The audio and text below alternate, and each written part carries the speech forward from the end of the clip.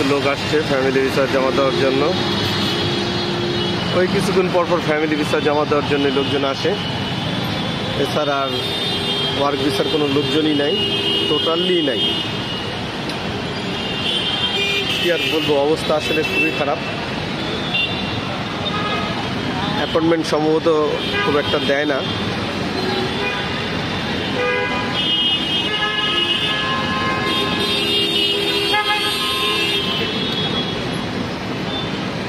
সবাই নির্ভীকভাবে তাকায় রয়েছে ভাই।